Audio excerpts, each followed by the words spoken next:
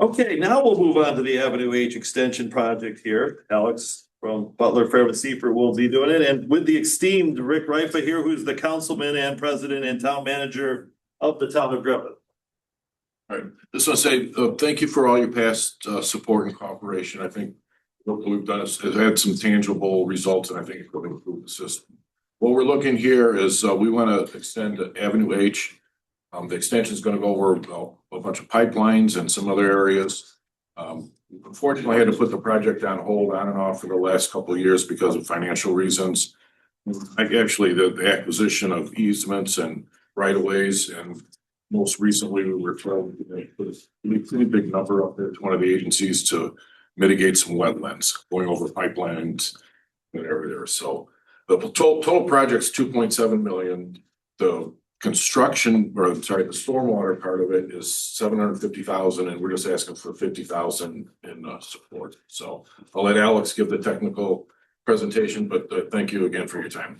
Thank you, sir. Yes, sir. Good evening, Commission. As Dan and Rick both said, my name is Alex Lesker. I work with Butler, Fairmont, and Seifert, and I'll be presenting on the Avenue H extension project on behalf of the town of Griffith. This project is located within the town of Griffith at the Avenue H and Colfax intersection. The project will be extending eastward towards an unnamed tributary of Turkey Creek.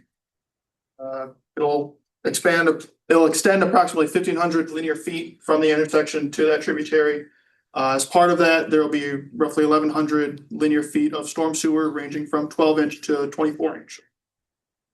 The needs for this project, three main needs that we have are the current access concerns for the neighboring subdivisions. The subdivisions to the south, just right outside of the picture that I snagged, only have one ingress and egress point off of Colfax. EMS and the residents themselves have expressed concerns in the past. If there is an emergency, they're essentially trapped due to the lack of secondary access. In addition, there's poor drainage for the area. The area that the extension will be going through currently holds water. The parcels to the north have had drainage issues in the past. They've installed private storm systems, pumps, etc., to try and help out those issues. And the third need for this project is roadway safety. When we're creating and designing the new road, our intention is to have improved drainage for it to get those stormwater off of the road as fast as possible to ensure safety. Areas of impact. On this picture, you can kind of see it a little better. I've got the pro layout of the roadway in there, as well as a proposed subdivision that's going through Plan Commission at the moment. The subdivision is going to have, I believe, roughly 50 new houses built. The developer, because their subdivision is already half built essentially with the existing ones to the south, they'll be extending their own roadway north to connect to the future Avenue H. Avenue H itself has that little kink in there to try and alleviate some of the wetland impacts. We've tried to rearrange it a couple different ways, and this is the one that minimizes them the most. For those impacts, it's a total area of 0.85 acres. 0.17 acres of that are classified as emergent. 0.68 of the remaining acres are classified as forested.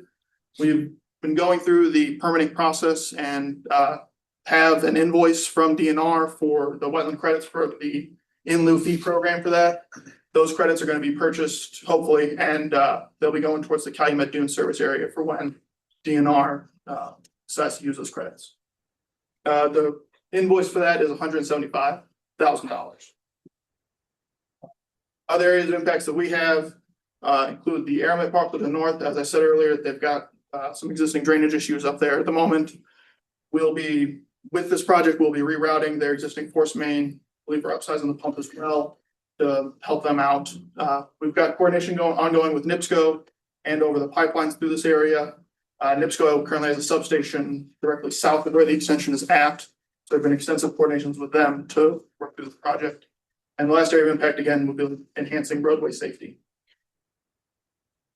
The request that the town has made to this commission is for a 50-50 cost split for the construction cost of the storm sewers, as well as the wetland credit purchase. That equates to approximately $375,000 from the commission.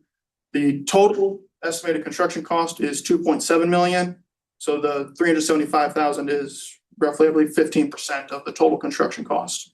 And the town is gonna be looking at other funding sources to pay for the remaining roadway improvements. There have been talks about potentially phasing this project due to the cost at the moment.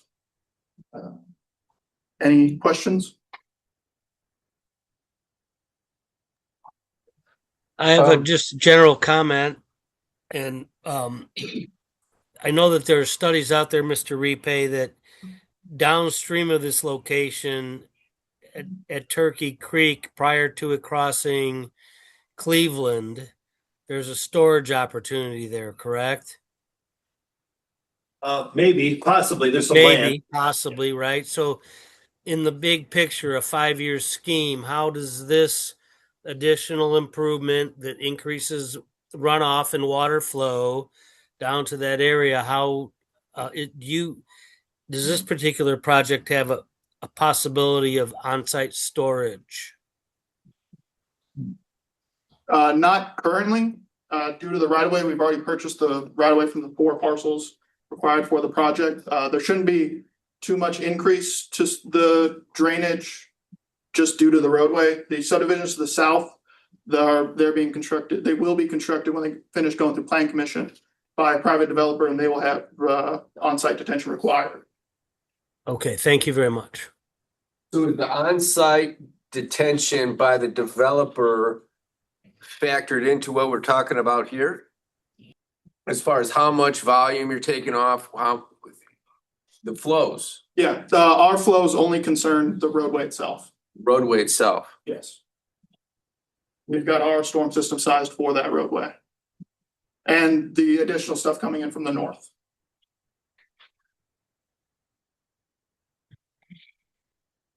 Any other questions for this young man?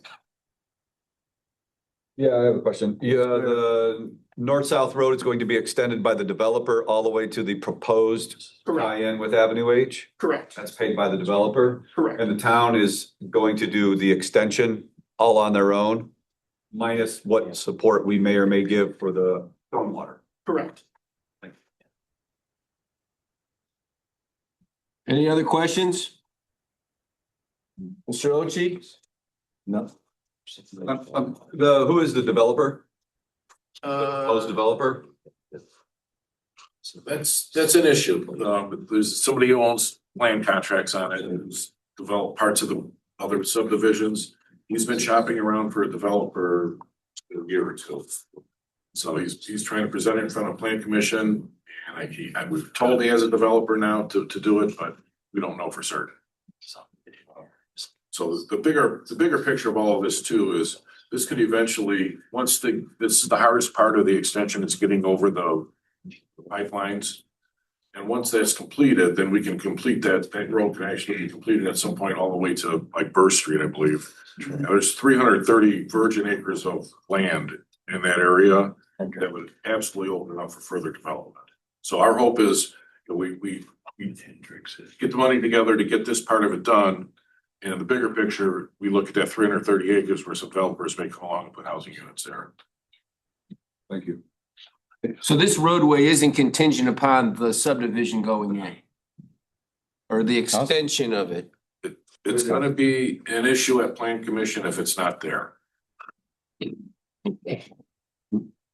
Chairman, I have one more question. Yes.